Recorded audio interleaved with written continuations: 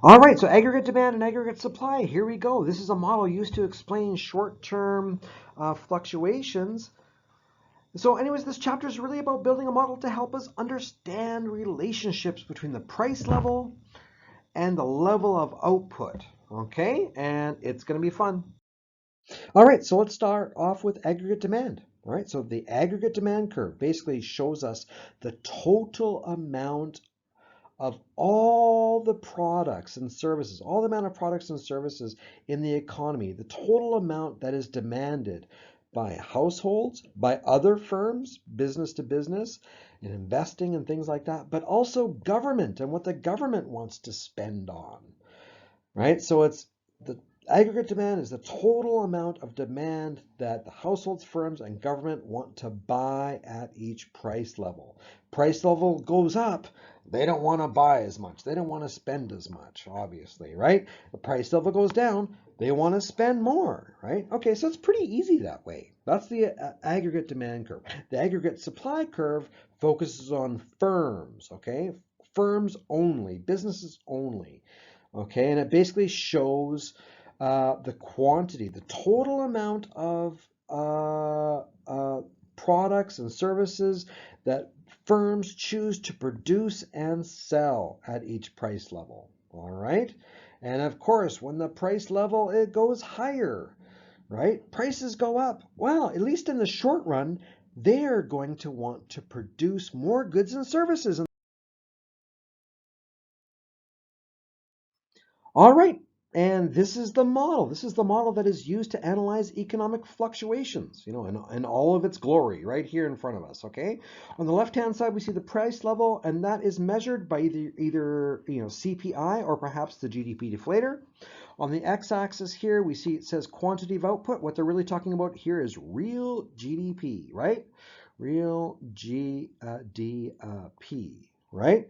So anyways, yeah, so the aggregate demand curve and the aggregate supply curve, it should be noted that aggregate supply here is depicted in the short run, only, okay? Not in the long run. Remember, like if we just forget about the aggregate demand curve right now and forget about equilibrium, but if the price level went up, right? If the price level went up, well, businesses would choose to increase their real GDP or increase their real output in the short run, excuse me, right? So we can see that, in fact, that yes, output or real GDP can be affected in the short run, right? By increasing inflation, by changing the price level. Hello, right? But also, what we're going to also note that in the long run aggregate supply curve will be straight vertical, in which case a change in the price level will not impact the output of a country. Okay. Anyways, so yeah, there you go. All right, guys, so here's the aggregate demand curve, and basically it says that a decrease in the price level increases the quantity of goods and services demanded. As prices go down, we demand more goods. Now listen, guys, there are basically three reasons for that, okay? And that's for the next two slides. That's the rest of this video, okay? But anyways, but first, I'm going to say that the way to think about the aggregate demand curve is that basically, well, output here, the quantity of output here, well, what is it really? It's real, GDP. So what are the components of real GDP, guys?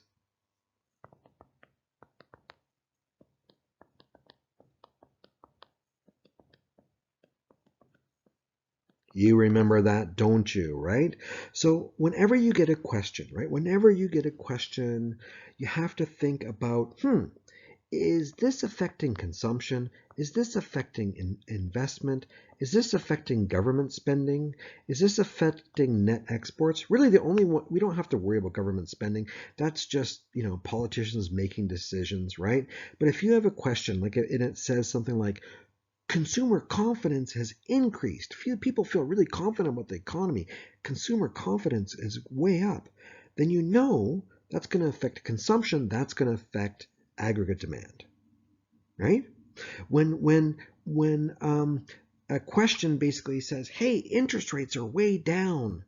Well, you know that if interest rates are really down, businesses will borrow more money to invest. So that encourages investment. If you find a question that changes or affects investment, you know it's affecting aggregate demand. And at the same token, right, if you see something, if anything makes you believe that either exports will increase or perhaps that imports will decrease. Sorry, guys, my pen sometimes maybe it needs to be change colors. Oh wow, look at that. And if imports decrease, so that's going to change this formula, right? That's net exports, right? Exports minus imports. So if for whatever reason you think whatever's happening out there, that's going to produce a larger net export number there, you understand that that's going to impact aggregate demand. That's going to make aggregate demand shift to the right. Anyway, so the next slide here is all about this question though. Why is the aggregate demand curve, why does it slope downwards? All right, guys, so why does the aggregate demand curve slope downward? Well, it slopes downward for three different reasons. One is the wealth effect, the other is the interest rate effect, and the other is the real exchange rate effect, okay? Now, all these effects, three of them anyways. One of them, the wealth effect impacts consumption, the interest rate effect impacts investment, and the real exchange rate impacts net exports. Government spending will also impact the aggregate demand curve, absolutely. And so if you ever get a question that says, the government is increasing spending, then that's going to increase aggregate demand as well. All right, so why the aggregate demand curve slopes downward? Okay, well, if the price level drops, people will demand more output, right? There'll be greater demand in the economy. Maybe I should write one of these, right? So here we go. Here's quantity, price level, right? We have our aggregate demand curve goes down, right? And so yeah. So as the price level goes down, we demand more output. What is going on here? All right, so let's examine the wealth effect first, okay? So as prices drop, consumers' bank accounts can buy more. What is that going to affect? Is that going to affect consumption, investment, government expenditures, or is it going to affect net exports? Which one? You are right. Good job. Consumption, right? And what do you think? Is consumption going to go up? Yes, that's right. If the price level falls, we demand more output. So consumption is going to go up. Let's see. Right? That's where we were, but then we dropped the price level and we are going to demand more output. The price level goes down and we demand more output. Okay, it's from the wealth effect, okay, but it's also from the interest rate effect, right? Okay, you guys remember interest rates, right? How are interest rates decided? The real interest rates are decided in the market for loanable funds, right? Quantity of loanable funds. Let's put loanable F, LF, loanable funds here, LF, right? We have the interest rate. The interest rate is basically the price of borrowed money, right? So we have the demand and we have the supply, right? Right? Anyway, so the supply is all the money in the bank, right? And the demand is how many people want to borrow, right? So when the price level drops, demand for money drops, right? Because when price level drops, we don't need as much money to buy to pay our rent, to buy our groceries, to pay our bills. So as price levels drop, the demand for money drops. So this demand here of money just shifts to the left, right? And what happens to interest rates in this case? Sorry for my little graphs here. I hope it helps. Anyways, the interest rates go down, right? Okay, so as the demand for money drops, interest rates drop, right? Interest rates drop. And so then people or businesses borrow and invest more. All right, so what's that going to impact? Is that going to impact C, I, G, or NX? You're right, it's going to impact investment, right? As the price levels drop, people are going to borrow and invest more because it's going to be cheaper to do so. Okay, anyways, and then there's a real exchange rate effect. Now, I'll give you a guess right now that it's going to impact, basically, it's going to impact net exports, right? Okay, because we are talking about the exchange rate. We're talking about the Canadian dollar. Okay, one rule for you, I think, and I'll make this in dark green here. I want you to guys remember this, okay? If the price level goes up, then, okay, equals, whatever, then the Canadian dollar, CAD, is that going to go up or down? The price level goes up, we have inflation. The value of the Canadian dollar is going to increase. So they move in the same direction, the price level and the exchange rate. All right? So anyways, so Canadians demand less foreign and more Canadian goods, right? When the price level drops, what's going to happen to the Canadian dollar? The Canadian dollar is going to drop. So then Canadians demand less foreign goods and more Canadian goods, right? We buy Canadian. It's cheaper to do so than it was before. And then the last one here is basically, the idea that a decrease in Canadian prices abroad makes goods cheaper for foreigners. So the foreigners will buy more Canadian goods. All right, so, and again, this is just if the price level rises, we demand less output. Let me just make a little graph here.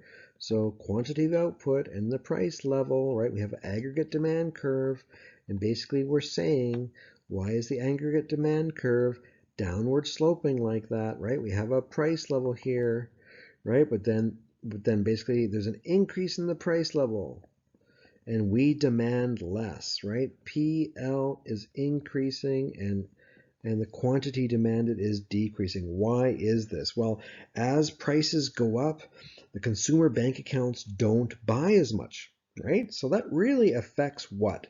C, I, G, or NX? Which one is it? C, I, G, or NX?